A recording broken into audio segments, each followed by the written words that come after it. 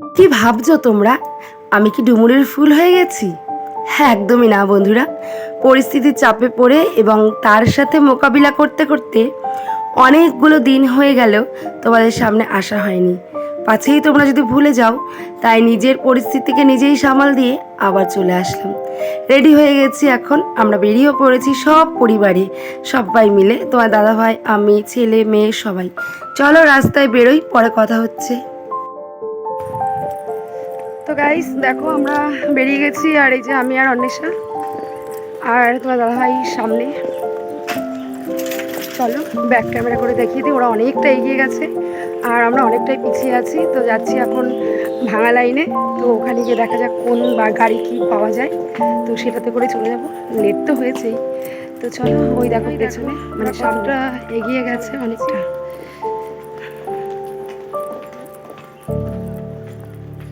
না, ছোট গাড়ি পেলে ছোট গাড়ি। হুম,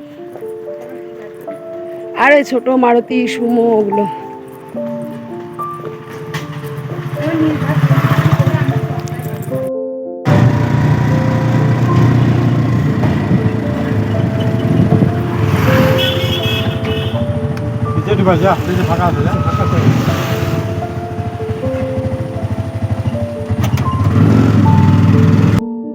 তো দেখো, আমরা চলে এসেছি রাস্তায় আর একটা অটোতে উঠে গেছি। চলো আগে পরিচয় পর্বটা সেরে নিই, নাহলে তো পরিচয় দিতেই ভুলে যাব। আর যদি আমি আমার পরিচয় না দিই, তাহলে তোমরা কি করে আমাকে চিনবে? আমি দীপিকা, রানাঘাটের ছোট্ট একটা গ্রাম থেকে চলে এসেছি নতুন আরও একটি ব্লগ নিয়ে। আমার নতুন আরও একটি ব্লগে তোমাদের অনেক স্বাগতম এবং ভালোবাসা। তো দেখো, আমরা অটোতে করে চলে এসেছি রানাঘাট বাস স্ট্যান্ডে। তো এখানে হচ্ছে বাস দাঁড়াবে। প্ল্যান ছিল না বাসে করে যাব, প্ল্যান ছিল কোনো ছোট গাড়ি যদি পেয়ে যাই তো তাতে করেই যাব। আর এখনও দেখছি ছোট গাড়ি বা বাস কিছুই আসছে না, সবটাই লেট। আর একটা কথা, তোমার তো ভুলেই গেছি আমি কোথায় যাচ্ছি সেটা বলতে। আমি যাচ্ছি দাদার মেয়ের বার্থডে পার্টি, মানে একটা জন্মদিনের অনুষ্ঠান হচ্ছে, তো আমরা সেখানেই সবাই মিলে যাচ্ছি। আর অনেকটা সকালেই আমাদের বেরোনোর কথা ছিল, কিন্তু সকালে বেরোতে পারিনি, অন্বেষার পড়া ছিল, এই জন্য বেরোতে বেরোতে বেলা হয়ে গেছে। আর আমাদের রানাঘাটের রাস্তা তো এখন চেনাই যায় না। দেখো, পুরো মনে হয় যেন কলকাতা হাইওয়ে। অবশ্য এটা ঠিক, আমাদের এই রাস্তাটা তো কলকাতার ওপর দিয়ে একদম পুরো গ্যাংটক, মানে আমি যেই রাস্তাটায় দাঁড়িয়ে আছি এটা হচ্ছে 34 নম্বর জাতীয় সড়ক। তো আমরা এখানে দাঁড়িয়ে আছি এবং বাসের জন্য ওয়েট করছি। অনেকক্ষণ বাদে অবশ্য বাসটা এসেছিল। আর আমার ফুল লুক তো তোমাদের দেখানোই হয়নি, এটা হচ্ছে আমার ফুল লুক। আর রাস্তাটা এত সুন্দর লাগছিল, যার কারণে কয়েকটা ফটো আমি তুলে নিয়েছিলাম, মানে লোভ সামলাতে পারলাম না। আর দেখো, আমার মতোই এরকম অনেকেই অপেক্ষা করছে, বাস বা গাড়ি যেটাই পাবে সেটাতে করেই চলে যাবে। আর এখন যা শুনলাম এখানে এসে যে বাস নাকি অনেকটাই লেট এবং অনেকক্ষণ বাদে বাদেই আসে। তো বলতে বলতে একটা বাস চলে আসলো আর আমরা বাসে উঠে গেলাম। অনেক দিন বাদে বাসে উঠে বেশ কিন্তু ভালো লাগছিল। সেই লাস্ট যখন বৃন্দাবন গেছিলাম তখনই বাসে ওঠা হয়েছিল, তারপরে কিন্তু আর বাসে ওঠা হয়নি। তো অনেক দিন বাদে বাসে উঠলাম, বেশ ভালো লাগছিল। খুঁজে খুঁজে বেছে বেছে আমি পেছনের দিকে চলে গেছিলাম এবং জানলার ধারে বসেছিলাম। আর জানলা দিয়ে যে বাইরের ভিউটা ভীষণই ভালো লাগছিল। আর এমন আমার জানলা দিয়ে ট্রেন বা বাসে করে দেখতে ভীষণই ভালো লাগে। আর বাসটা বেশ ফাঁকা ছিল, সবাই কিন্তু সিটেই বসে তারপরে কিন্তু আমরা গন্তব্যে পৌঁছেছিলাম। তো বন্ধুরা দেখো, আমরা ফাইনালি নেমে গেলাম বাস থেকে। আর এত সুন্দর হাওয়া, মানে এত গরম পড়েছিল, এখন গরমটা বোঝাই যাচ্ছে না। আর প্রচণ্ড হাওয়া, আর বাসটা এত ভালো ছিল, মানে কোনো রকম জার্নি আমরা বুঝতেই পারিনি যে আমরা এসছি, তাই না বল? আমরা একটু জার্নি বুঝতে পারিনি। তো চলো, প্রায় পৌঁছেই গেছি, মানে একদম অনুষ্ঠান বাড়ি গিয়ে তারপর দেখা হচ্ছে। চলো।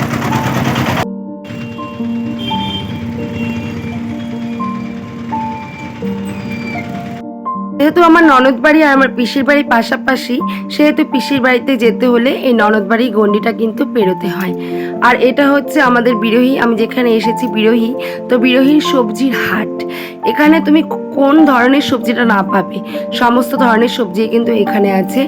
আর এখানেই আছে আমার ননদের একটা ছোট্ট ফাস্টফুডের দোকান। তো প্রথমে ননদ আর ননদের বরের সাথে একটু দেখা করে নিলাম। আর প্রচুর ধরনের অনেক ধরনের ফাস্টফুড আমাদের খেতে দিয়েছিল, যেহেতু সকালবেলা ভাত খেয়ে বেরিয়েছি, খিদেও পেয়ে গেছিলো, তো অনেকগুলো ফাস্টফুড কিন্তু খেয়েই ফেলেছিলাম। আর সত্যি বলতে অনেক কিছু দিয়েছিল, স্যান্ডউইচ, ডিমের চপ, অনেক কিছু, ভেজিটেবল চপ, আলুর চপ, অনেক কিছুই দিয়েছিল। আর সবশেষে আমি একটা মানে দ্বিতীয়বার আরেকটা আলুর চপ নিয়েছিলাম, তো সেটাই তোমাদের সাথে শেয়ার করলাম। আর গরম গরম চপগুলো খিদে পেট, আহা কি যে ভালো লাগছিল, ভীষণ ভীষণ ভালো লাগছিল। তো যাই হোক, এখানে খাওয়া দাওয়া করে তারপরে কিন্তু পিসির বাড়িতে চলে গেছিলাম। আর তোমাদের সাথে তো গিফটটা শেয়ারই করা হয়নি। এই একটা রূপোর চেন আমরা কিন্তু বার্থডে গার্লের জন্য এনেছিলাম।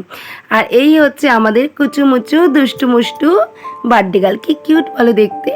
একটু লাইটটা কম ছিল তাই এমন উঠলো। আর আমাদের তো এই কিউটি পাই আমাদের কোলে, মানে কারোর কোলেই আসতে চাচ্ছিল না, এমনকি ওর দিদুনের কোলেও না, শুধুমাত্র মাম্মামের কোলেই ও ছিল, মানে ওর যে মাম্মা তার কোলেই ছিল। তো অনেক কষ্টে মষ্টে হয়তো ও নিচ্ছিল, সবাই ফটো তোলার জন্য ওকে নিয়ে ব্যস্ত হয়ে গেছিলো। কিন্তু আমাদের বার্থডে গার্ল এতই অহংকারী যে কারোর সাথে ফটোও তুলতে রাজি হচ্ছিল না। তো যাই হোক, যেখানে কেক কাটিং হবে আমরা অবশেষে পৌঁছে গেলাম এখানে। আর সত্যি বলতে একটা গ্র্যান্ড সেলিব্রেশন আয়োজন করেছিল দাদা ভাই, তো সেখানেই পৌঁছে গেছি। আর এত ভালো লাগছিল, সব থেকে বেশি পুরো আমার পিসির বাড়িটা একদম একটা প্রপার গ্রাম।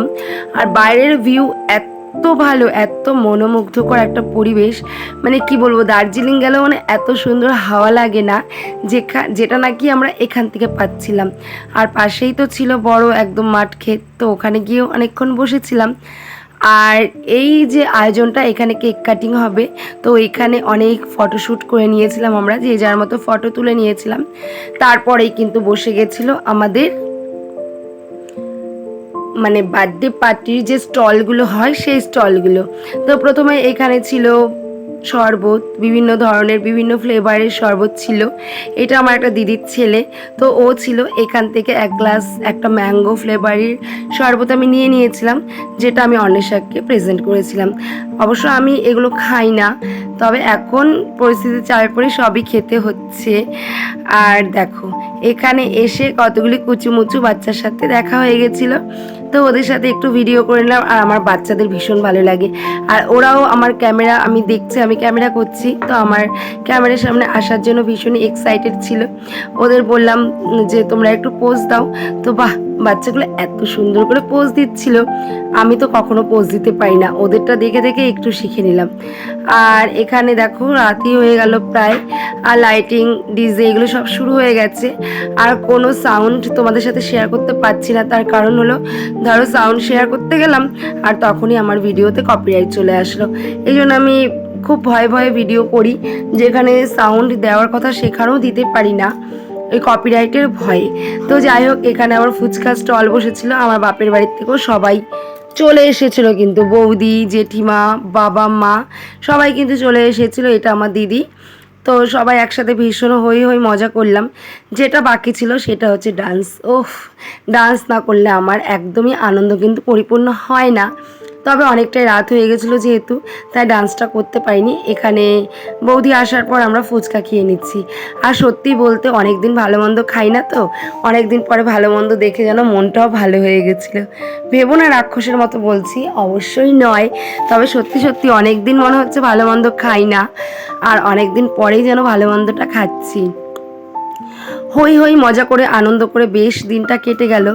আর সব থেকে ভালো হতো হয়তো যদি সকালে আসতে পারতাম, তাহলে হয়তো ভালো হতো। আবার ভাবছি না, এই গরমে হয়তো বিকেলে এসেছি, এটাও অনেকটাই ভালো হয়েছে। আর একটাই ড্রেস পরে এসেছিলাম, সেটাই মানে চালিয়ে নিয়েছি আর চলে এসেছি সেই বার্থডের প্রতীক্ষিত যে একটা সময়, কেক কাটিং। এখন এখানে কেক কাটিং করা হবে, যে যার মতো ফটো তুলে নিচ্ছে আর কেকের আয়োজনও করা হবে। চলো কেক কাটিংটা একটু এনজয় করে নিই।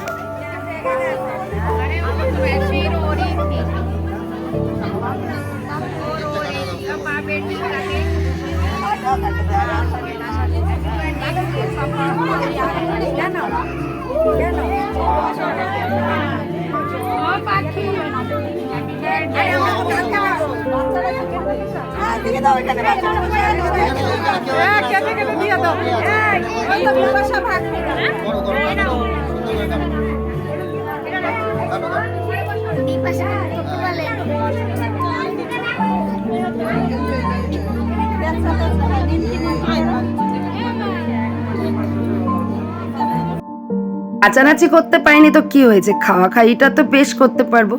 গরমকে উপেক্ষা করে এবং সব কিছুকে উপেক্ষা করে যখন নেমন্তন্ন বাড়িতে চলে আসতে পেরেছি, খাওয়াটাও কিন্তু ঠিক জমিয়ে কষিয়ে খেয়ে নেব। আর ওই যে বললাম না, অনেক দিন ভালো মন্দ খাওয়া হয় না, তো একটা নেমন্তন্ন বাড়ি পেয়েছি মানে কি একদম জমিয়ে কষিয়ে একদম ভালো মন্দ খেয়ে নেব। তো আইটেম অনেক কিছুই ছিল আর রান্নাবান্নাগুলো জাস্ট অসম হয়েছিল। ছিল ভেজ ডাল, ছিল শাহি আলু ভাজা, কাতলা মাছের কালিয়া, মটন কষা, আর সঙ্গে ছিল ফ্রাইড রাইস। তো আমি ফ্রাইড রাইস নিইনি, আমি সাদা ভাত দিয়েই খেয়েছিলাম। আর আমার না অনুষ্ঠান বাড়িতে ফ্রাইড রাইস থেকে সাদা ভাতটাই বেশি ভালো লাগে। অনেকক্ষণ পরে চলে আসলো সেই প্রতীক্ষিত মাটন, আর মাটন দিয়ে যে বেশ জমিয়ে খেলাম। ওই যে বললাম অনেকদিন পরে ভালো মন্দ। তারপরে ছিল সন্দেশ, আর রসগোল্লা তো আমি খাই না তাই নিইনি। আর লাস্টে ছিল একদম আমুলের একটা টাটকা টাটকা সুন্দর ঠান্ডা ঠান্ডা টেস্টি আইসক্রিম। তো সেটা খেয়ে বাড়ির দিকে রওনা দিলাম, সবাইকে টাটা বাই বাই করে। আর আজকে বিরাট একটা গ্র্যান্ড যে বার্থডেটা সেলিব্রেশন করলাম, জাস্ট অসাম, দারুণ লাগলো। এনজয়ের থেকে ধরে খাওয়া দাওয়ার থেকে ধরে সব কিছু ভীষণই ভালো লাগলো। তো কিউটি পাইকে অনেক অনেক অনেক আশীর্বাদ করে নিলাম, ও যেন অনেক ভালো হয়, অনেক ভালো থাকে এবং সুস্থ থাকে, অনেক বড় হয়। তো অনেকটাই আমাদের জার্নি করতে হবে, অনেকটা রাস্তা পেরোতে হবে, তাই নাচানাচিকে ভুলে বাড়ির দিকে রওনা দিলাম। আর এখন ট্রেনে ভীষণই ক্লান্ত হয়ে গেছি, বাড়ির দিকে চলে যাব, অনেকটাই রাত হয়ে গেছে। তো চলো আজকের ভিডিওটি এখানেই রাখছি। আর আমাকে একদম ভুলে যেও না, তোমরা যেভাবে আমাকে সাপোর্ট করছো আমি চাইবো তোমরা আমাকে সবসময় পাশে থাকো, ভালোবাসা দাও এবং এভাবেই সাপোর্ট করো। তো চলো আজকের মতো এখানেই টাটা, সবাইকে গুড নাইট, দেখা হবে আবার কালকে।